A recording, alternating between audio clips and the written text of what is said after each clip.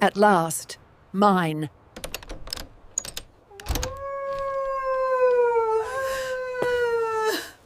You never trusted me, Mother, and maybe you were right. Those words, broken in a stormy night, unlocked every hidden truth. This isn't just a wooden cabin, it's a battlefield where love, betrayal, and survival collided fiercely. If you think this is just an ordinary family story, you're wrong. Subscribe now to witness more haunting and gripping episodes from us. The key was small, brass, and almost too light for the weight it carried in her palm. Yet Margaret Collins's hand trembled as if she were holding something made of iron. 72 years of waiting, 50 years of dreaming, and 8 years of scraping together every coin after a life built on compromise had all come to this moment. She stood alone at the foot of the pine-lined porch, wind stirring the gray strands of her hair, staring at the weathered door as though it were the gateway not just to a house, but to a resurrection of self. The key slid into the lock with a click that seemed louder than the distant rush of the Vermont River below. Margaret's breath caught in her throat. She paused. Her chest rose, her eyes glistened, and for the first time in decades she felt her heart beating not for someone else's demand, but for her own reclaimed life. She turned the key, the door creaked open, sunlight piercing through the old wooden frame in golden shafts. Dust motes floated like confetti in the air. She stepped inside. The scent of cedar hit her sharp, pure, grounding. Margaret closed the door gently, her hand lingering on the knob, her fingers tracing the grain of the wood as though memorizing it. This cabin had lived in her mind since she was a girl, back when she'd scribble sketches of gabled roofs and mountain views in the margins of her school books. Back when she believed that dreams were not things to be negotiated away for security or bartered with for someone else's comfort, life had taught her otherwise. Marriage to Thomas, a man with hands full of promises and a mouth full of dismissals, had whittled her into someone accommodating, invisible, always second to his voice. She moved further in, her shoes echoing against the hardwood. The cabin was modest but perfect 2 rooms, a kitchen with counters that gleamed under light, and a window that framed the Vermont forest like a painting. She touched everything: the frame of the door, the smooth edge of the table, the cool glass of the window. "Mine," she whispered, her voice a tremor of disbelief. At last, mine. At 2:00, as if the universe had orchestrated this timing, a gust of light spilled through the wide front window, falling across her face. Margaret stood in the beam, her silver hair ignited in brightness, her lips trembling into a smile. She pressed her palm against the glass, watching how the sunlight kissed the pines outside, how the world had no idea of her triumph. Then 3 knocks, sharp, uninvited. The sound broke through the sanctuary like a crack in ice. Margaret turned slowly, her shoulders stiffening. She hadn't expected anyone. Not today, not now. She crossed the floor, each step hesitant, and pulled the door open. There stood Evelyn, her only daughter, tall, elegant, wrapped in a wool coat that looked more runway than Vermont trail. At her side, Michael, her husband, broad-shouldered, polite smile plastered, eyes darting past Margaret's face into the cabin behind her, as though he were already measuring it. "Mother," Evelyn said, her voice bright, too bright, with that theatrical warmth that never quite reached her eyes. "We couldn't wait any longer to see it." She leaned forward, kissed the air beside Margaret's cheek, her perfume heavy, almost suffocating in the crisp mountain air. Michael extended his hand, firm shake, but his gaze kept sweeping the cabin interior, cataloging. "Lovely spot," he muttered. "A real gem. Just needs the right touch." Margaret stepped aside. "Come in," she said softly, her words edged with restraint. They entered like owners, not guests. Evelyn unwrapped her scarf, her gaze skating across the ceiling beams, the hearth, the aged yet polished floor.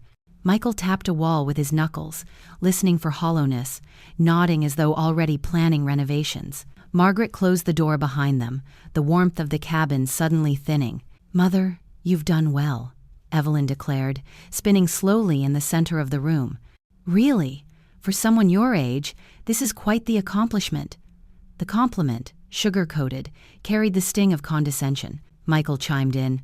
"This could be the centerpiece, you know. With some investment, tear down that back wall, add glass, open up to the forest."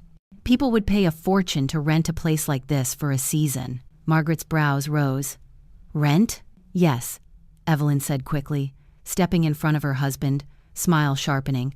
What Michael means is, imagine if we turned this into a family retreat, a getaway. Not just for you, of course, but for all of us. You've worked so hard, Mother. Let us help you make it practical. Margaret moved toward the kitchen table, her fingers grazing its surface. She sat slowly, steadying herself with both palms flat on the wood. Evelyn and Michael remained standing, looming, framed by the window's light but casting shadows long across the floor. Evelyn adjusted her coat. Look, we know the upkeep could be difficult for you alone. The winters are brutal. You shouldn't be isolated here. We can manage it, handle the bookings, the renovations, everything. You just enjoy it. Ass, Michael nodded. Exactly. It becomes an asset, something to pass down. Margaret looked up at them. Her eyes were calm, almost too calm, the silence stretching. Then her lips curved into the faintest smile. An asset, she repeated. Is that what you see? Evelyn's smile faltered for half a second, then hardened again. Mother, don't misunderstand. This is for your benefit. You won't have to worry. Margaret leaned back in the chair, folding her hands together, the key still clutched in her fist. She glanced down at it, gleaming, warm from her palm. Then back at her daughter, her voice gentle but pointed.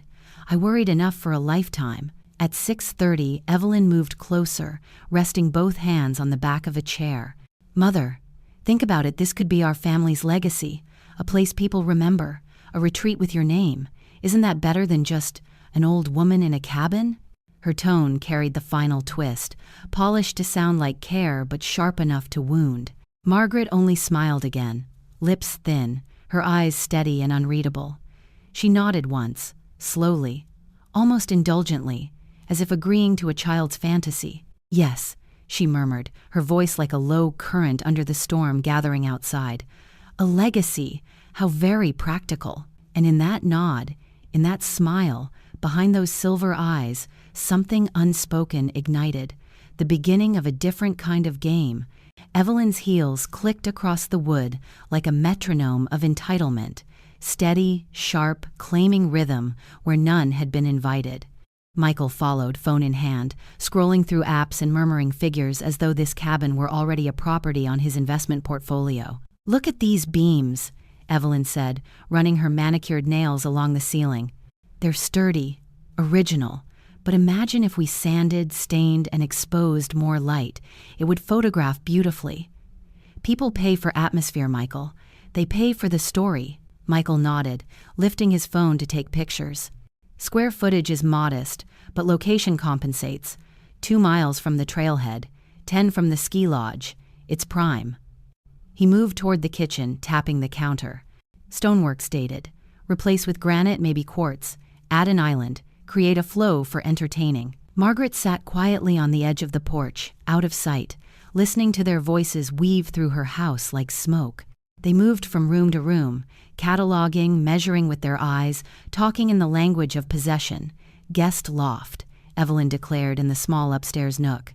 We could market it as a writer's retreat, or Michael and influencer's cabin getaway. Rustic chic, #Vermont dreams. Margaret let out a breath, slow and deliberate. Her palms pressed against her knees, grounding herself as the wind stirred the trees around her. The forest whispered a deeper truth. This was her place, her sanctuary, bought with years of quiet sacrifice. But their voices, their calculations, twisted that truth into something hollow. She stared into the woods, her memory pulling her backward. The sound of Evelyn's voice overlapped with an older Echo Thomas, her late husband, slamming his hand on the kitchen table decades ago. It's not practical, Margaret. You don't need space for yourself. We need a bigger television, a newer car, something that makes sense. His voice, dismissive, absolute. And beside him, Evelyn, as a child, wide-eyed, absorbing the tone if not the words. Margaret had bent then, again and again, silent, folding her own desires like fragile letters tucked away in a drawer. Now, hearing her daughter and son-in-law's voices circling her cabin like vultures, She felt those old letters stir inside her chest, demanding to be read aloud. By 9 o'clock, she remained on the porch, back straight, hands folded in her lap, the faint smell of pine pitch mixed with wood smoke drifting from a neighbor's chimney. Inside, laughter and debate spilled out her daughter, and Michael tossing around renovation costs like poker chips. Margaret's eyes lingered on the line of pines at the horizon. She remembered another porch, years ago, in the house Thomas had chosen without asking her. She'd sat alone then too, watching Evelyn's birthday party unfold inside a party Thomas had planned, deciding the guest list, the food, even the cake flavor. Margaret had baked the cake, of course, smiling for the pictures. But when Evelyn blew out her candles, Margaret had made her own wish in silence. Not for wealth, not for recognition, just for a small corner of the world that was hers. Now, she was sitting in it, and already it was slipping. The sun lowered, shadows stretching long across the clearing. Margaret rose, brushed her hands over her skirt, and returned inside. Dinner was set simple: roasted chicken, root vegetables, bread still warm from the local bakery, the kind of meal meant to nourish, not impress. Margaret had cooked it with care, imagining silence, peace, her own reflection in the window across from her.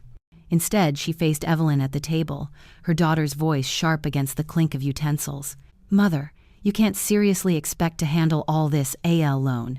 Evelyn speared a carrot, her tone coated with sugar but biting underneath. "The snowstorms here, the repairs, you'll end up stranded. It's not safe. It's not realistic." Michael added, "She's right. Winter in Vermont isn't forgiving. Pipes burst, roofs leak. And what then? You'll call us anyway." Margaret sliced her bread slowly, her knife moving with precision. She did not lift her eyes. Evelyn leaned forward.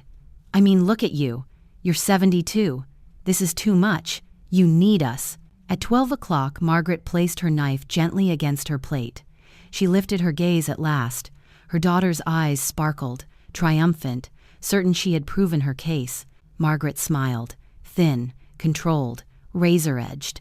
"Perhaps you're right," she said, her tone smooth as honey, yet laced with iron. "Perhaps I can't." Evelyn blinked, caught off guard. But then again, Margaret tilted her head slightly, silver hair glinting in the lamplight, her eyes narrowing just enough to pierce.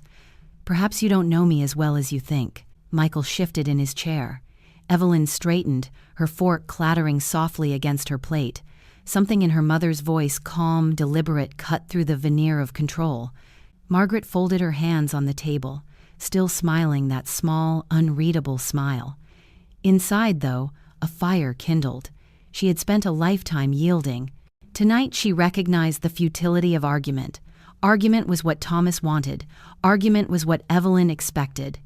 No, she would not argue. She would play.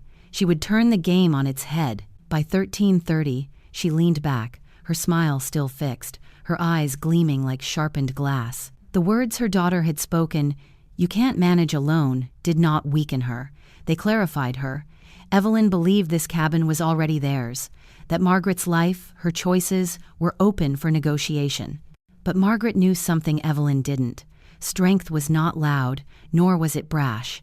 It was silent, steady, and patient, like snow gathering on a roof until the weight became undeniable. In that moment, Margaret made her decision. She would not confront Evelyn directly. She would not shout nor plead. She would not even deny.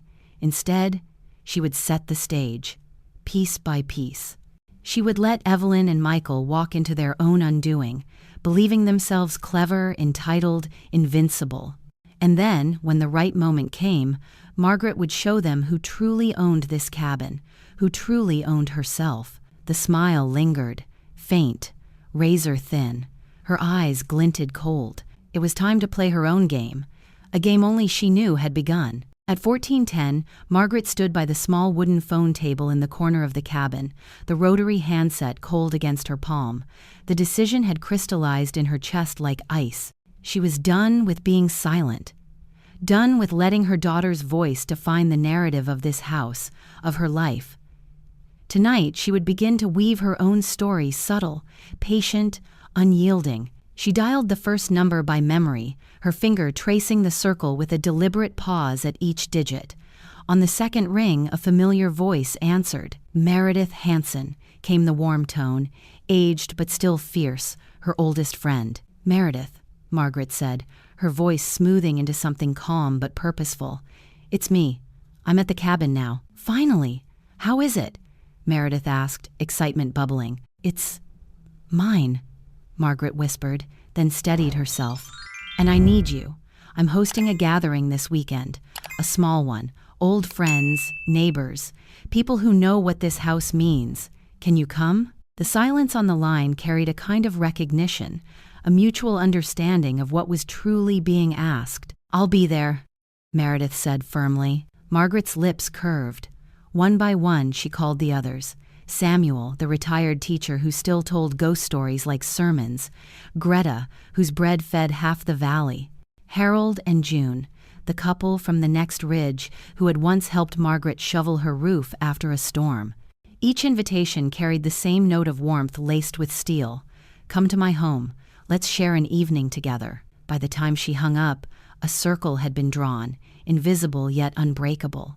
This was no mere dinner. This was a declaration. At 16 o'clock, Evelyn entered the kitchen, arms folded, eyes narrowed. She had heard the cadence of those calls, the steady insistence, the way Margaret's voice carried conviction. Who were you calling?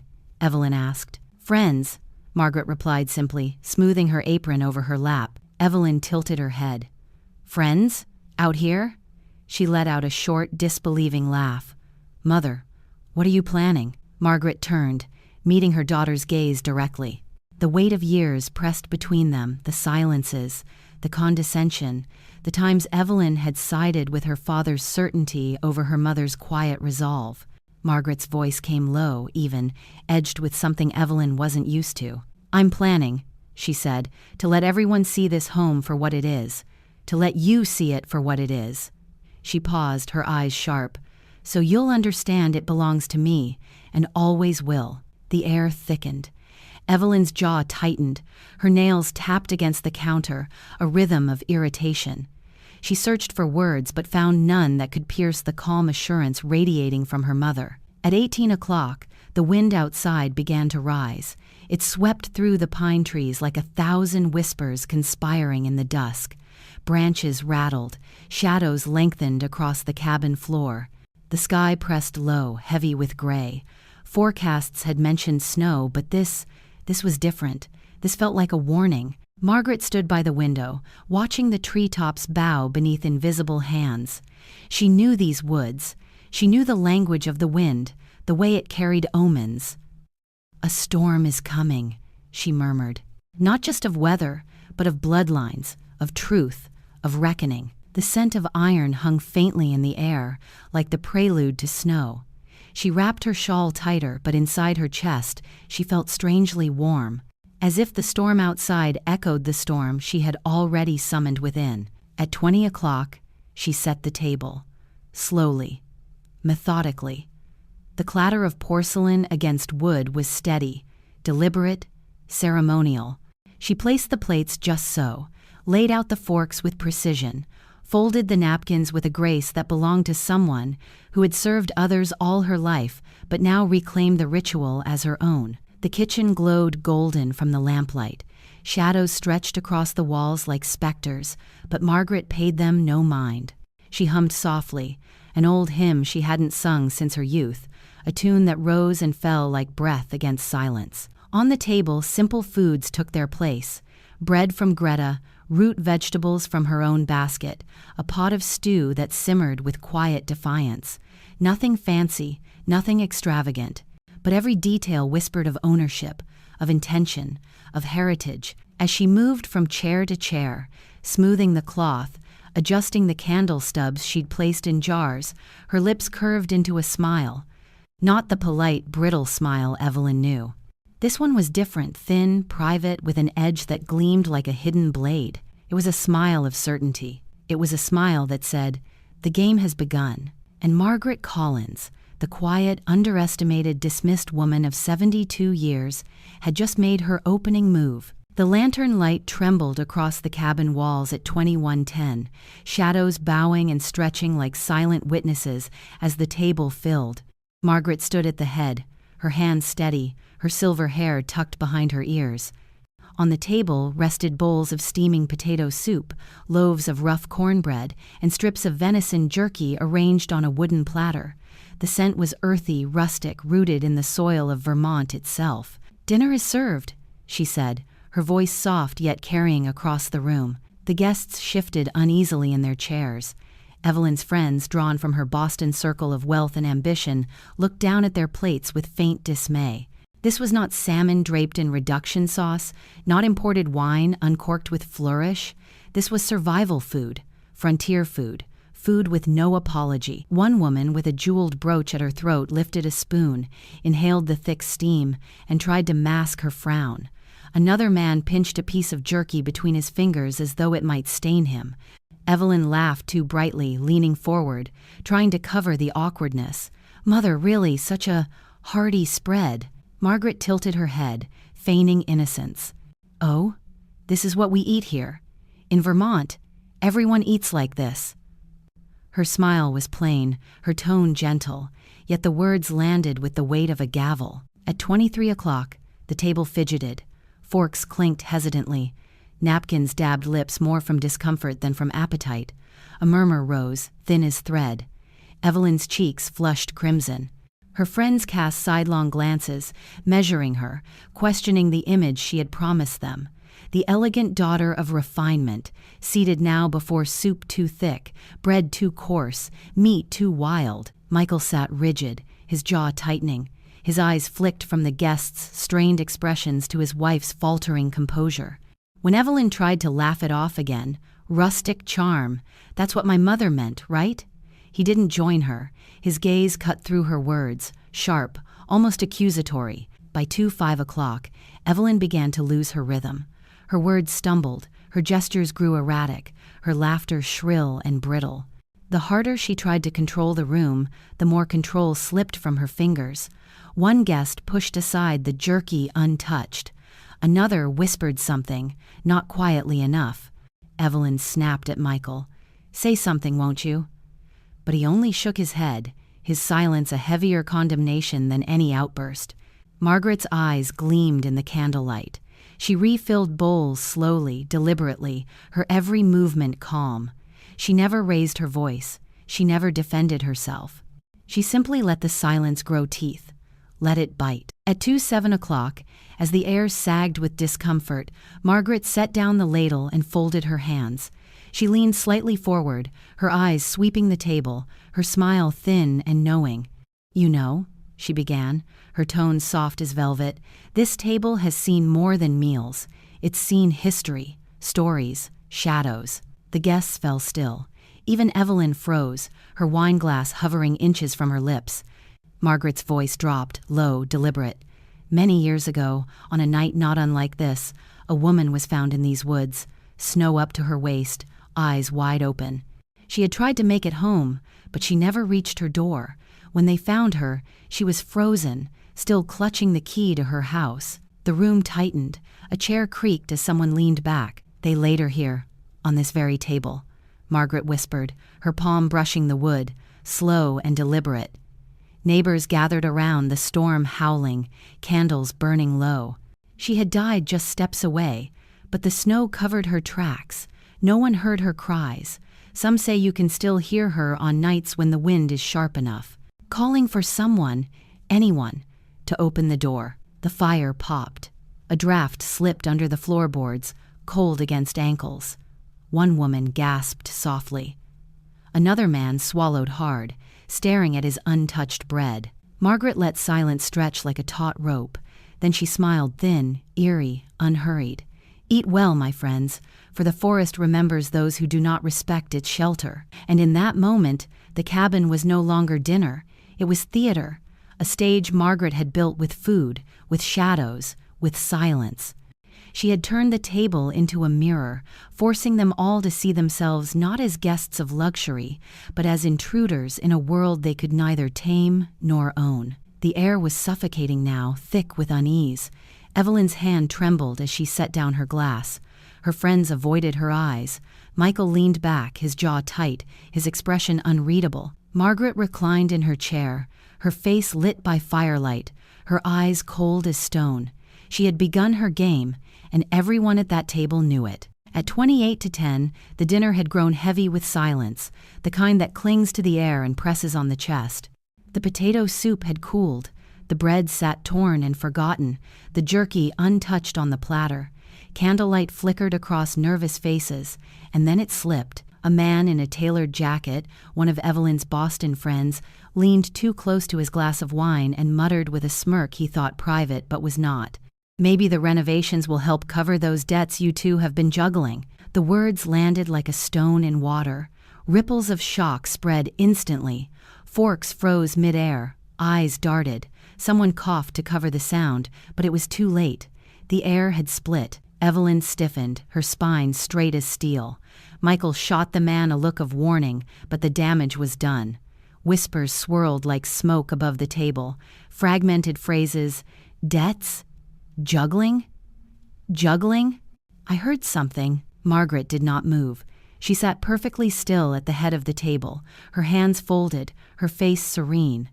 But her eyes sharpened, darkened, cutting straight to her daughter like blades. At 3:00, Margaret turned her gaze slowly, deliberately, studying Evelyn the way a hawk studies a trembling mouse. She said nothing, not a single word. The silence was her weapon, and it was merciless. Every second of it screamed louder than accusation. Evelyn's cheeks flushed crimson. Her lips tightened. She shifted in her chair, her eyes flicking desperately between the guests. "That's absurd," she snapped, too quickly, too sharp. "People love to exaggerate. We're fine, perfectly fine." Michael's jaw clenched. His silence condemned more than denial could. At 2:03, Evelyn's composure cracked. Her fork clattered against the plate, her hands trembling. She turned her fury not on the guest, not on her husband, but on the one person whose quiet gaze she could not bear. "You!" she spat, eyes burning at Margaret. "Don't look at me like that. Don't sit there pretending you don't know what it's like to be drowning. Do you think I asked for this? Do you think I wanted to spend my life patching holes, covering your silence, carrying the weight you dropped?" The table froze. Breath caught in throats. Evelyn's voice rose, raw, unpolished, the kind of truth that escapes only when pride bleeds. "You made me strong too young. You left me to stand in front of Father when he raged. You left me to explain why you wouldn't fight back. Do you think that didn't scar me? Do you think that didn't teach me I had to claw for everything myself?" The words reverberated against the cabin walls, louder than the storm outside. Michael shifted uncomfortably. Guests stared at plates. The fire snapped with cruel punctuation. Margaret did not flinch. She let the accusations pour, let them spill, let them burn. And when Evelyn finally stopped, chest heaving, eyes wet with anger disguised as pride, Margaret breathed in slow and released it even slower. At 34:30, she leaned forward, her voice quiet but heavy, the kind of quiet that commands every ear in the room. "My dear," she said, lips curling into that thin, knowing smile. "Tonight has only just begun." The words slid across the table like a blade under candlelight. Not shouted, not defended, just promised. And in that promise, everyone felt it, the ground shifting, the cracks widening, the night stretching its claws. The storm was no longer just outside, it had entered the room. And Margaret Collins had only started to play. At 35:10, Margaret rose from the table with the grace of someone who had hosted hundreds of suppers, yet carried the aura of command that silenced even whispers. She lifted the old lantern from its hook, the flame flickering as if eager for what was to come. "Come," she said softly, almost like a hymn. "The night deserves a story." The guests followed reluctantly, coats pulled tighter as the door opened to the dark Vermont air. Outside, the wind prowled through the pines, carrying scents of snow and iron. The fire pit blazed, casting tall, twisting shadows across the clearing. Margaret stood by the flames, the lantern in one hand, the other raised slightly, like an oracle about to speak. "They say these woods remember," she began, her voice steady, low, threaded with something older than herself. "And they say Vermont does not forgive betrayal." At 7:03, her words thickened the air. "There was once a man," she said, eyes glinting in the firelight.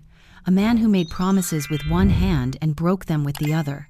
He swore loyalty to his kin, but in the dead of winter, he sold them out for profit. They call him the traitor of hollow pine." The fire hissed, sparks spiraling into the night. Evelyn stood stiff, unmoving, her silhouette rigid against the glow. The orange flame painted her face in harsh strokes, eyes wide, jaw clenched, lips pressed thin.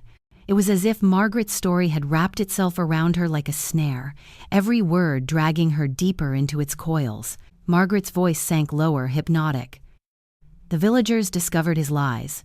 They dragged him into the forest, bound him with rope made from pine bark, and left him in the snow. When they returned in spring, there was no body, only the sound.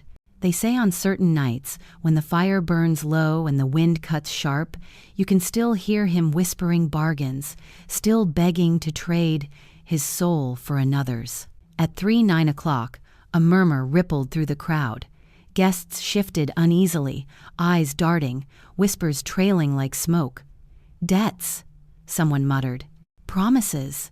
Another leaned closer to his companion, glancing at Evelyn with unease. Their stares began to gather weight, heavy, assessing, doubtful. Evelyn's chest rose and fell too quickly. She swallowed hard, her fingers twitching as though to protest, but no words came. The story was not just a tale anymore.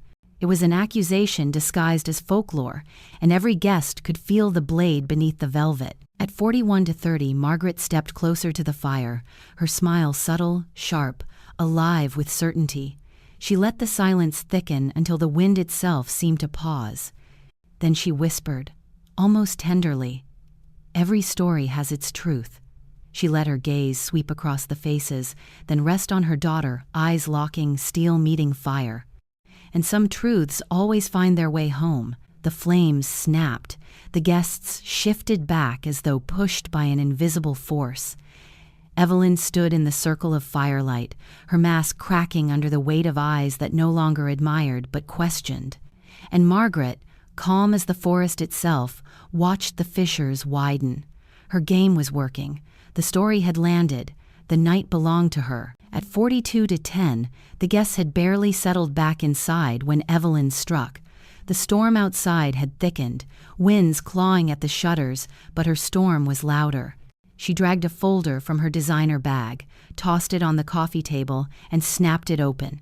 Papers gleamed under the lamplight, crisp and clinical against the rustic wood. "Mother," Evelyn said, her voice sharp, almost trembling with urgency masked as authority. "We need clarity, certainty. With the debts Michael and I are managing, with the investors waiting, this property must be secured. For the family, for us all." Her eyes burned as she slid a single sheet across the table. "Sign it. A transfer of ownership, just a safeguard so nothing gets complicated." The guests held their breath. Michael's jaw flexed, his silence a second signature of coercion. Margaret, seated in her armchair like a queen unshaken, tilted her head slightly, her hands folded on her lap. She studied her daughter, the paper, the pen. At 4 o'clock, she leaned forward with deliberate calm, took the pen between her steady fingers, and without so much as a flicker of hesitation, she signed. Evelyn exhaled, a smile breaking across her face too fast, too eager. But then her eyes fell on the paper. Her breath hitched. The page was blank. Margaret's gaze lifted, serene, razor-sharp beneath the softness. "You asked for a signature, my dear," she said, voice smooth as silk. "You have it." At 6 o'clock, the crack split wide. Evelyn's composure shattered. She snatched the paper, crumpled it in her fist, and with a sudden scream tore it into jagged pieces that fluttered to the rug like snow. "You never trusted me," she roared, her voice breaking. "Never. Even when I was a child, you held back, you measured, you judged. You think I'm greedy, you think I'm weak, but you made me this way." Her cry echoed against the wooden beams, raw, violent, soaked in decades of resentment. The guests shrank into silence, eyes wide, watching the daughter unravel.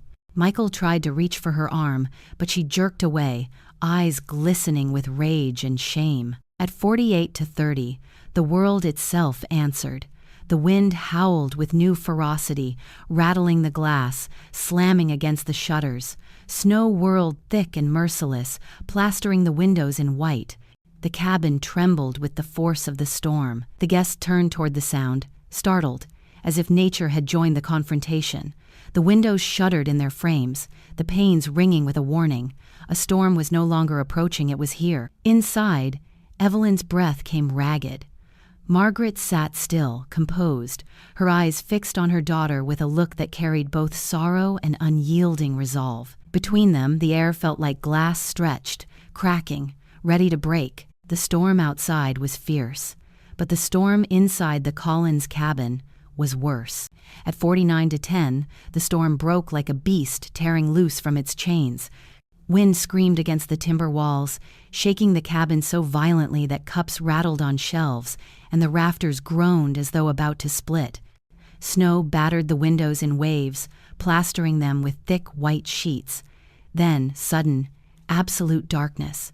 The power snapped out with a brutal pop, plunging the room into a cold void. Gasps rose. One woman screamed, another clutched her pearls as though jewelry could shield her. The only light came from the fireplace, flames guttering, spitting sparks as if fighting for air. Shadows lunged across the walls, long, grotesque, alive. Everyone huddled closer, their voices rising, overlapping, frantic. At 1:05, the room turned into a pressure cooker. Heat from the fire was nothing against the chill gnawing at their bones, or against the heat of accusations now spilling into the flickering dark. "You brought us here for this?" one guest hissed. "Why didn't you warn us about the storm?" another spat. "Her house, her storm, her fault," Evelyn snapped, jabbing a finger toward Margaret. The cabin felt smaller, the air heavy, the ceiling pressing down. Old wood creaked like it was eavesdropping. The storm outside was savage, but the storm inside burned hotter. Margaret sat by the fire, her posture unshaken, her silver hair aglow with orange light. At 3:05, she turned toward her daughter, her voice cutting through the chaos, low but sharp as a blade. "What you want, Evelyn, isn't this house." She paused, letting silence sharpen the words. "You want a shield to hide behind so no one sees the ruins you've built beneath your glitter." The words hung in the air, thick, merciless. Evelyn froze, her face pale, her lips trembling. For a moment, no one breathed. Then the room exploded again. "She's right," someone whispered. "I heard about the debts," another muttered. "Is that why we're here?" At 55 to 30, Evelyn broke. Her shoulders crumpled, her mask shattered, tears spilled, hot and furious. She pressed her hands against her face, but the sob tore free anyway, jagged and raw. "Yes!" she screamed, the word ripping her throat. "Yes! The debts, mountains of them! We're drowning! Every deal fell apart, every promise collapsed. The banks are circling, the collectors, they're coming for everything. We needed this house, your house, to look strong, to look stable, to buy us time before it all collapsed." Her confession cracked open the night. The storm outside raged harder, wind shrieking through every seam of the house, rattling glass, shaking doors on their hinges. Inside, silence fell heavier than the snow. The daughter's facade lay in ruins, the mother's gaze never wavered, and the storm inside and out kept pressing closer, demanding its price.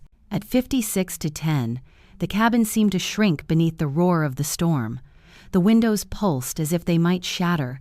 The old beams groaned with every violent gust. Snow pressed against the glass like hands clawing to get in. The fire spat angrily, shadows rearing up across the walls.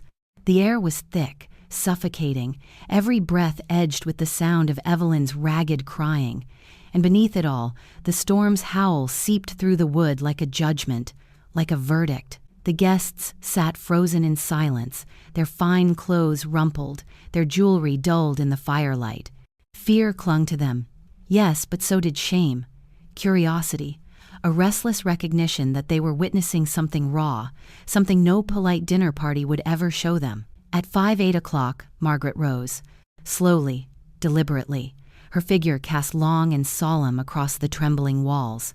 From the pocket of her cardigan, she drew something small metal, catching the light with a muted gleam. The storm's cry punctuated her every step as she crossed the floor. Evelyn lifted her head, face wet, eyes red, the mask gone. Margaret knelt before her daughter. She placed the small brass key to the attic, worn from decades of use, into Evelyn's hand. Her fingers closed gently around her daughter's fist, her voice unwavering. "This is not for you to keep," she said, every syllable deliberate. "Not to own, not to trade. This key is a reminder that love is not property, that love is not currency. It cannot be mortgaged, it cannot be stolen, it cannot be signed away."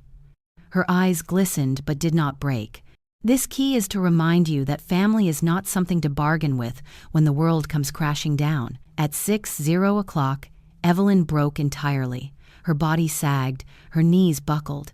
She collapsed against her mother, clutching her as though clinging to the last warm thing in the world.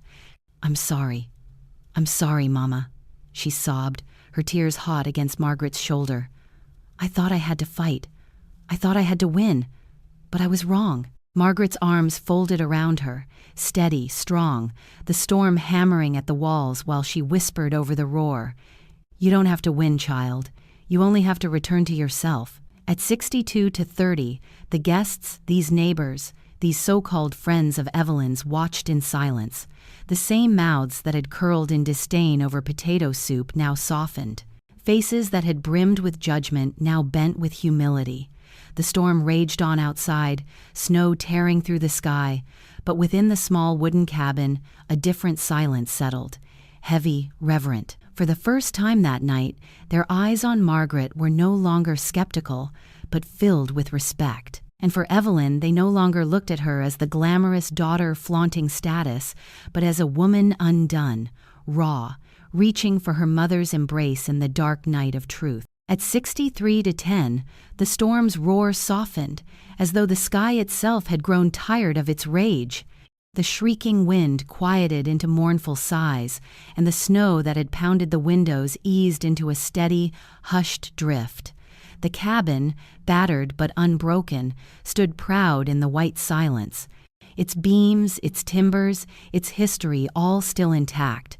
Against all odds it had endured, and so had those inside. The guests stirred, exhaling relief they hadn't realized they were holding. Shoulders uncurled, jaws unclenched. Michael set another log into the fireplace, and the flames leapt high, licking the stone with renewed life. The firelight pushed shadows back, warming faces that only hours ago had been taut with suspicion, anger, and pride. At 6:05, Margaret moved into the kitchen, her steps steady, her silver hair glowing in the firelight. She returned with baskets of bread, hard crusts softened over the flame, and a pot of soup, reheated to steaming. She ladled bowls with calm precision, passing them to hands once reluctant, now grateful. And something shifted. One guest tore his bread in half, offering it to the woman beside him. Another laughed softly when soup dribbled down his chin. What had begun as strangers bickering under one roof slowly became a circle bound by necessity, and by something rarer, humility. In that simple act, breaking bread, sharing warmth, the weight of division cracked. For a fleeting moment, they were no longer competitors, critics, or opportunists. They were human, together. At 6-7, as steam curled into the rafters and the fire snapped gently, one of the neighbors, a man with hands scarred from years of working the Vermont soil, spoke. His voice was low but certain, carrying the authority of someone who knew the land, who knew endurance. "This house," he said, his eyes sweeping the circle, lingering on Margaret, "is not just hers. It's part of us, part of this place, of our community. When she fought for it, she wasn't just fighting for herself. She was protecting something that belongs to us all." His words fell into the room like stones cast into still water, sending ripples across every face. Guests who had arrived with polished shoes and sharper tongues lowered their eyes, their pride tempered by truth. At 69-30, Evelyn sat beside her mother, the key to the attic still clutched in her trembling hand. Her eyes were swollen, her cheeks streaked with salt, but the sharpness in her expression had gone. She glanced at Margaret, then lowered her gaze. And for the first time in years, perhaps decades, she said nothing. No protest, no excuse, only silence, and in that silence a nod, small, unsteady, but real. Margaret's lips curved into the faintest smile. Outside, the snow glistened under a moon breaking through the clouds, silver light spilling across the battered cabin. Inside, around the fire, something softer than survival took root: understanding, respect, the fragile beginning of healing. The storm had passed. The night had revealed its truth, and what remained was light. The first thread of gold slipped across the snow, thin at first, then spilling wider and wider until the forest blazed with it.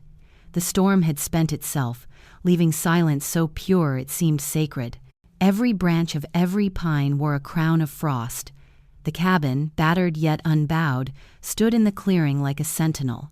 Smoke curled gently from its chimney, soft against the sky of pale rose and amber. The night of reckoning was over. Morning had come. Inside, the guests stirred awake one by one, hushed as though unwilling to break the fragile peace. Boots scraped the wooden floor, cups of coffee passed from hand to hand. Their voices, so sharp, so self-assured just hours before, were now quiet, subdued, touched with reverence. Something had changed in them. They had witnessed a storm, yes, but also something greater. Truth. Evelyn approached her mother. Her steps were slow, hesitant, the proud tilt of her chin gone. She stopped before Margaret, her eyes raw, red-rimmed, stripped of artifice.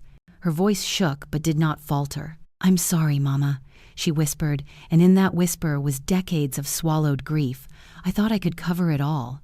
I thought if I controlled everything, if I built higher walls, no one would see me falling apart.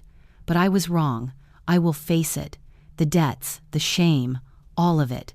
Not with your house, not with your name, but with my own strength." Her hand trembled as she reached for Margaret's tap 10, and Margaret, with the quiet grace of a woman who had weathered far more than storms, placed her fingers gently over her daughter's tap 10. Margaret stepped outside. The air was sharp, crystalline, but her breath came easy.